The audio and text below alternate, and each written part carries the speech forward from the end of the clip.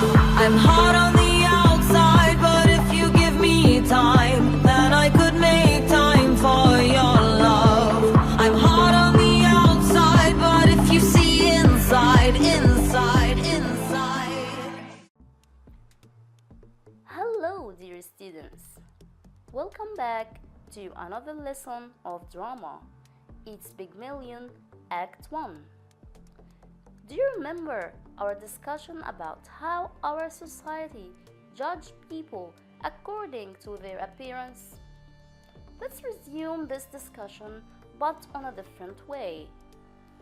Because the author George Bernard Shaw extremely focused on this idea. Well, here we have two pictures. Can you identify the social class that each girl belongs to?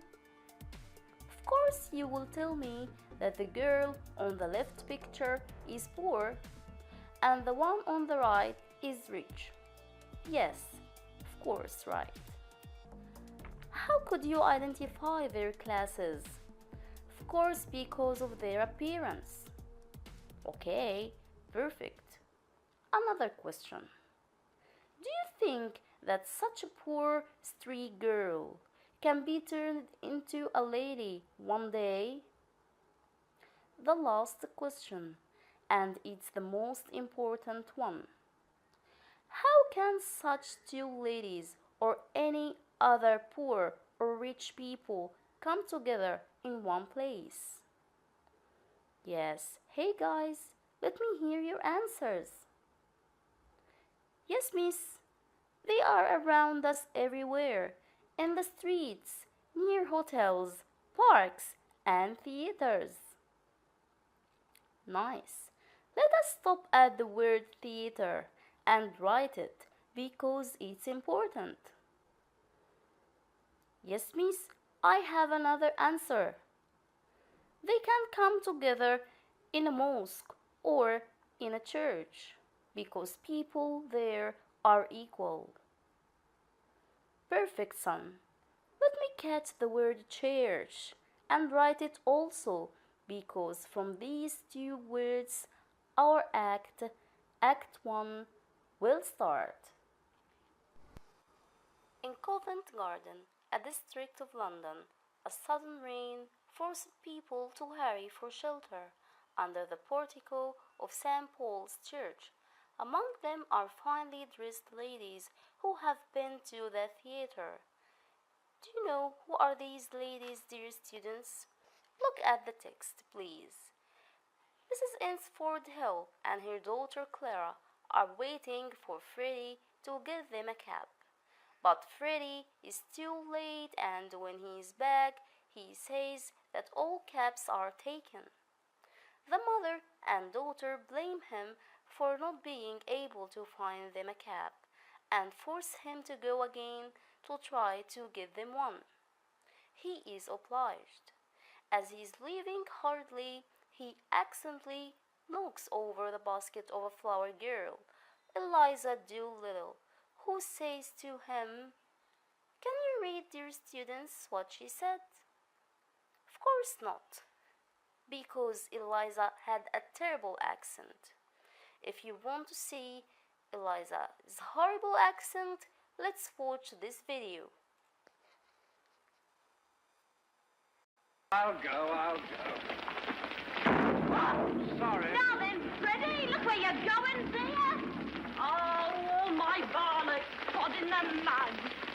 Oh, bring that stuff, as if I haven't got enough to bring out to the engine right there.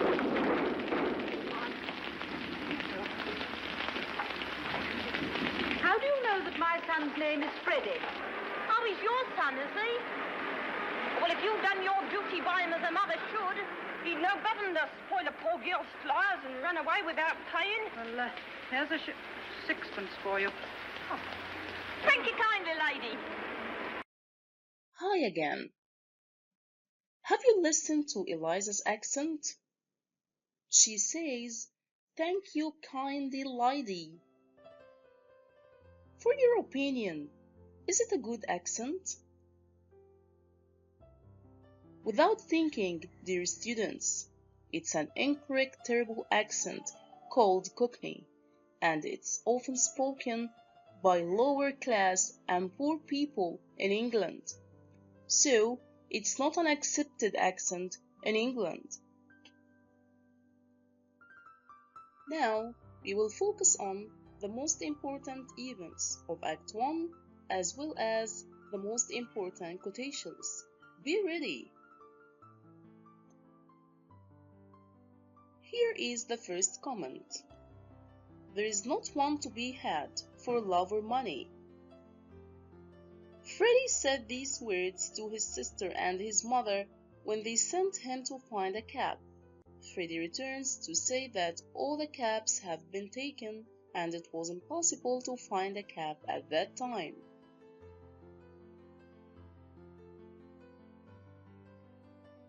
After Freddie leaves, the mother gives the flower girl money to ask how she knew her son's name. It turns out that Freddie is a common name to the flower girl would have used to address anyone. Eliza, in her loud Cockney accent, demands payment for her flowers. A third character appeared in Act 1, who is called the military gentleman. What did the military gentleman, or Colonel Pickering, do with the flower girl? Colonel Pickering joins the group under the portico and gives Eliza 3 halfpence because she picked him to buy her flowers. Another character, who is a bystander, directs Eliza's attention to a man who is writing down what she is saying and that perhaps he is a police informer. Eliza protests loudly that she is only a poor girl who has done no wrong. Here is a question. Why did the bystander advise the flower girl to give the military gentleman a flower? You, be careful. Give him a flower for it.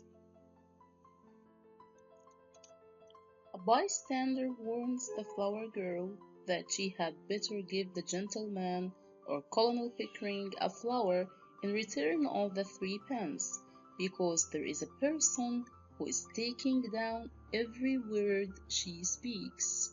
He said that maybe he is a police informer.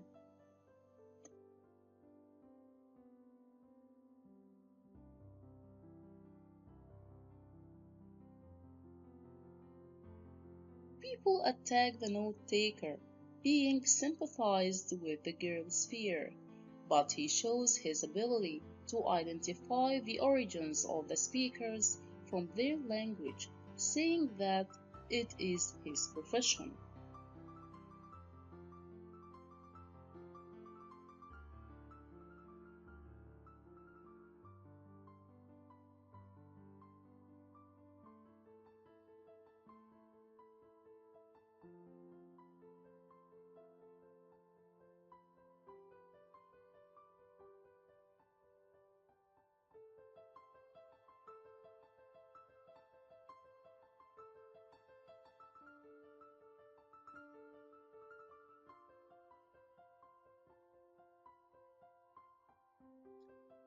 The note-taker is professor of phonetics, the science of speech. He adds that he can use phonetics to make duchess out of the flower girl. The note-taker and the gentleman discover that they are Henry Higgins and Colonel Pickering, both scholars of dialects, who have been wanting to visit with each other. Here we have some booklet questions based on this part. Please read them thoroughly, dear students. After that, they decide to go for a supper. He spoke to her rudely, saying that she has no right to be anywhere, not even the right to live. At the end, he gives her some change, which allows her to take a taxi home. The same taxi that Freddie has brought back, only to find that his impatient mother and sister have left without him.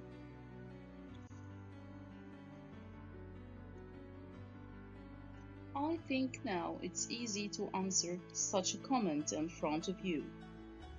A woman who utters such depressing and disgusting sounds has no right to be anywhere, no right to live. Who said these words to whom? Higgins to Eliza, of course, when she told him that she has the right to stand at the shelter she likes, the same as him, but Higgins replies that she has no right to be anywhere, not even a right to live. It shows his rudeness. He has no respect for her or her humanity. Okay, dear students. At the end of our video, I have another question for you to think about. What do you think about Henry Higgins' treatment with Eliza? Tell me please the answer of this question in the coming lesson. Thank you and goodbye.